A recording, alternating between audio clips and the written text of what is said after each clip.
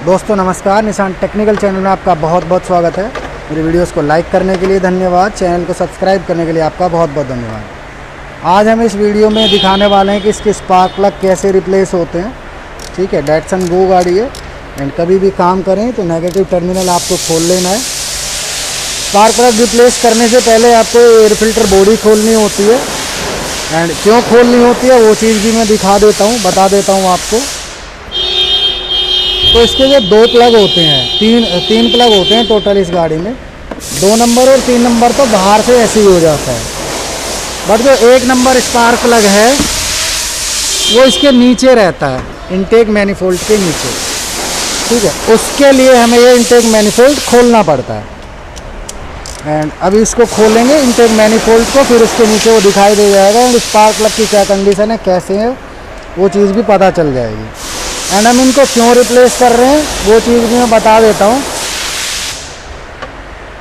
गाड़ी जर्किंग कर रही है एक तरीके से, जैसे पिकअप से जैसे गाड़ी उठती है एकदम डाउन हो जाती है, उठती है डाउन हो जाती है, इस तरह से, मतलब लैक ऑफ पावर, मतलब एकदम से पिकअप बनता है और एकदम छोड़ देती है गाड़ी।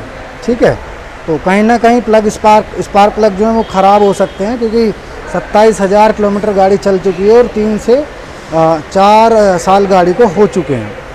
ठीक है, अभी यहाँ पे देखिए चूहे भी आए हुए हैं, बहुत कुछ भी रीज़न हो सकता है। तो प्रॉपर पहले स्पार्क प्लग खोल के रिप्लेस करेंगे, फिर दूसरी चीज़ भी देखेंगे। इसकी थ्रॉटल बॉडी ये भी थोड़ा सा गंदा हो रहा है ना, तो ये थ्रॉटल बॉडी भी गंदा हो रहा है, इसको भी क्लीन कर देंगे खोल के अच्छे से। वैसे मैंने इसकी वीडियो डाली हुई है, लिंक डाल दूँगा, आप देख लेना उस वीडियो को। ठीक है, तो प्रॉपर बढ़िया तरीके से दिखाया है कि डैटसन गो की थ्रॉटल बॉडी कैसे क्लीन कर सकते हैं।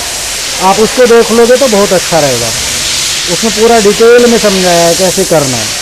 तो बस यही है, आज मैं आपको स्पार्क प्लग रिप्लेस करके दिखाता हूँ कैसे इसको करना होता है।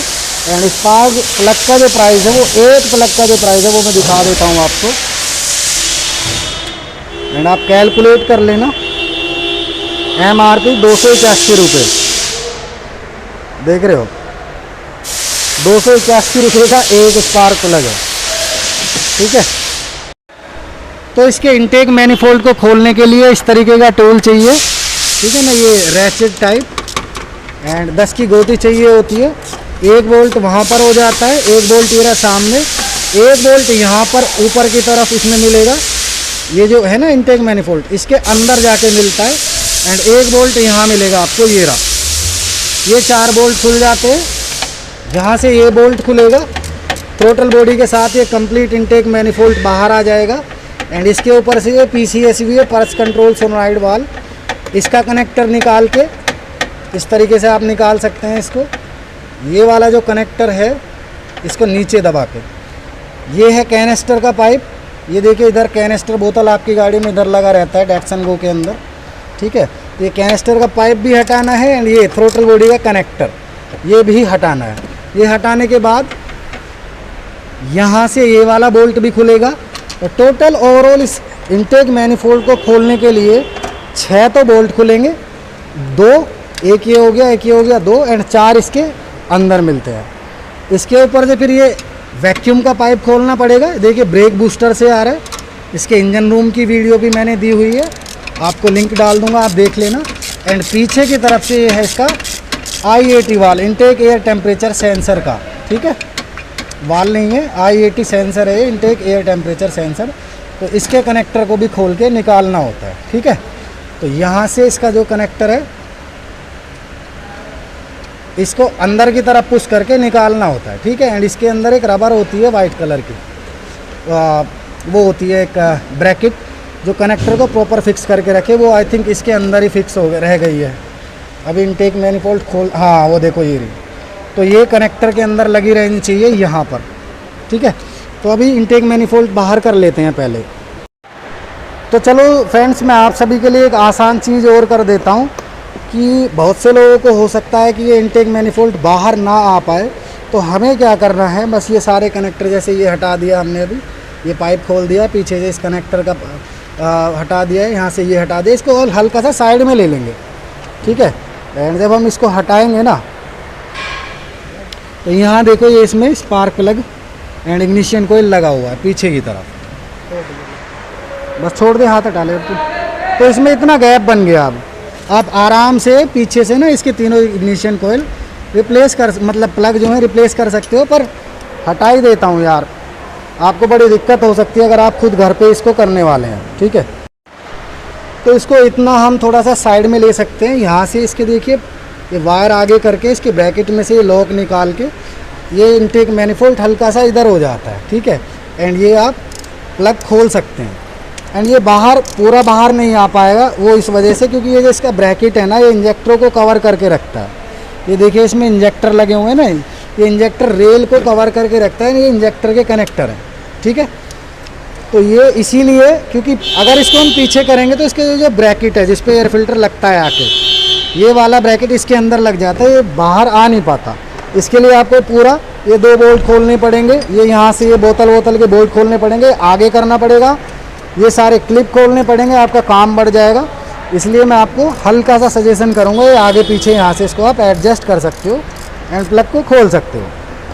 अभी प्लग की कंडीशन देख लेते हैं, ठीक है। डैटसन रेडिगो में भी यही टूल लगता है एंड डैटसन गो में सेम दोनों टूल, ये स्पेशल टूल लग जाता है 14 mm की सॉकेट जो होती है, ठीक है। एक घिसी हुई सी भी आती है। एंड अभी इसकी कंडीशन देख लेते हैं प्लग की। प्लग की कंडीशन बहुत ज़्यादा ख़राब है, ठीक है। हल्का सा इसका गैप बढ़ गया है, ये देखो। तो हो सकता है इसी वजह से इस गाड़ी में जर्किंग आ रही हो। वैसे काम ठीक कर रहा था, ये चलने में कोई प्रॉब्लम नहीं थी गाड़ी में। तो अभी प्लग रिप्लेस कर देते हैं। एंड अभी पीछे से देख लेता हूँ इसकी कंडीशन कैसी है, शॉर्ट वगैरह तो नहीं हो गया है। तो दोस्तों ये प्लग की ये कंडीशन है। आगे से तो मैंने आपको दिखा दिया था, देखिए हल्का सा इसका गैप ख़राब हो गया है, मतलब बढ़ गया है गैप। 0.9 mm या 1 mm के आसपास होता है, ठीक है। एंड यहाँ से ज़रूर देखना होता है पीछे की तरफ से, ये देख रहे हो यहाँ से बर्न टाइप सा हो गया है, ठीक है। इसका मतलब ये प्लग शॉर्ट हो चुका है। शॉर्ट का मतलब जो इग्निशन कॉइल यहाँ पर करंट देती है और इग्निशन कॉइल जो करंट यहाँ तक देती है, तो वो प्लग का जो करंट आ रहा है, मतलब इग्निशन कॉइल से जो करंट आ रहा है यहाँ तक, यहाँ से यहाँ तक पूरा नहीं पहुँच पा रहा है, वो बीच में ही टूट के, गर्म है ना यार प्लग, बीच में ही टूट के आधा यहाँ से निकल जा रहा है, ठीक है। ये प्लग इसी वजह से शॉर्ट हो गया और गाड़ी में जो जर्किंग आ रही है वो प्रॉब्लम इसी वजह से है, ठीक है। एंड इसके बाद आप एक और ऑप्शन आपको बता सकता हूँ, अगर प्लग डालने के बाद भी आपकी गाड़ी ठीक ना हो तो आपको फ्यूल पंप चेक करना चाहिए, उसकी जो जाली होती है, क्योंकि आजकल फ्यूल लोग बहुत ही ठीक कंडीशन का नहीं मिलता है ना। धूल मिट्टी और जगह जगह गाड़ी की कंडीशन कैसी है, कहाँ चल रही है, उसके अकॉर्डिंग फ्यूल पंप को भी चेक कर लेना। उसकी जाली जो होती है ना फ्यूल पंप की, स्टेनर बोलते हैं, उसको हवा मार के अच्छे से चला के देखना चाहिए एक बार, ठीक है। अगर वो सही काम कर रहा है तो फिर आप फ्यूल पंप को भी रिप्लेस कर सकते हैं या फिर उस स्टेनर को। तो अभी प्लग डाल के रोड टेस्ट करेंगे, गाड़ी अगर ओके हो जाती है तो बेस्ट है, आपको बताता हूँ, ठीक है। तो दोस्तों ये वाला है नया स्पार्क प्लग, मैं इसको डाल रहा हूँ, ठीक है। एंड इसका गैप मैंने चेक कर लिया है, ठीक है। 1 mm गैप रहना चाहिए, ठीक है। एंड इसमें ये चैम्पियन का है, ठीक है ना। एंड ये देखिए, एंड यहाँ पर देखिए इसमें कोई शॉर्टनेस नहीं है ना, जैसे पहला वाला बर्न हो रहा था, ये वाला, ये देखो, ठीक है। इसमें ऐसा कुछ नहीं है यहाँ पर। एंड अभी इस प्लग को रिप्लेस कर देते हैं, फिर गाड़ी चला के देखेंगे, ओके हो जाती है तो बढ़िया है।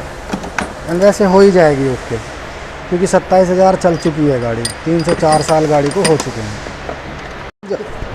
इधर का प्लग लगा के इग्निशन कोयल वगैरह लगा के टाइट कर दिए, ठीक है। एंड अभी बोल्ट लगाना है इसमें,